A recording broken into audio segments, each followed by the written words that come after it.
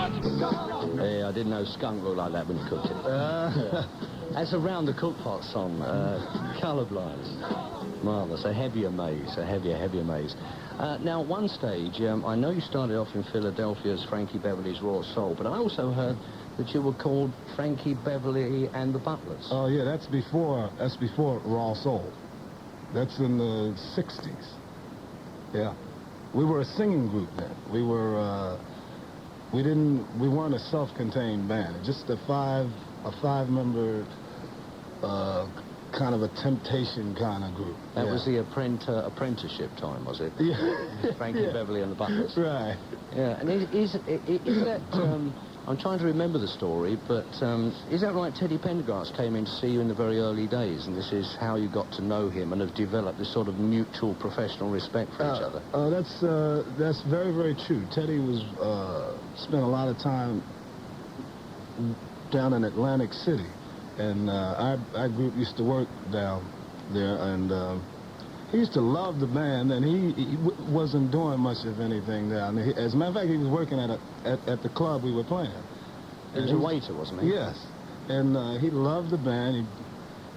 I always figured that he would do well because even then he had a very, very strong voice, and he had a lot of soul even back then. So you can kind of tell if a guy has something. It just depends on if he wants it bad enough to go ahead and stick in there and get it, you know.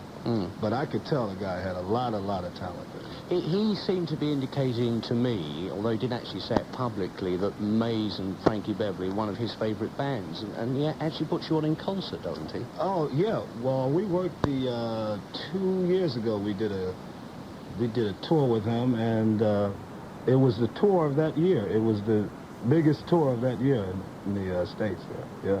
Yeah, we do well together, and we do have a mutual respect, and he's a good friend of mine. I mean, I have a lot of love in my heart for him, too. I've had a lot of calls here, obviously, today, having read the news that he's been injured in a car crash. And I should say first that you and I both don't believe what we read in the newspapers, nor do we believe what we see on the news. No. We like to check firsthand. But you've been unable to find out any more about the condition of Teddy Pendergrass? No, I have been trying in the last day and a half to try and reach somebody that I can get some clear answers on, and it seems like everybody's kind of running around. Now, I can't get to someone that I can really depend on what's going on, depend on what they're saying. But I'm going to continuously try, and in the event that I do find out some positive information, I will let you know so that you can let the listeners know. Okay, and perhaps by Monday at the concert you might know by then, and can tell the people so the word can spread, because a lot of people are obviously very concerned, because it sounds bad, doesn't it? Oh, yes. But yes, we do know that he was in a car accident, and that's reason enough to worry about it, yeah. Do you think he's a good singer?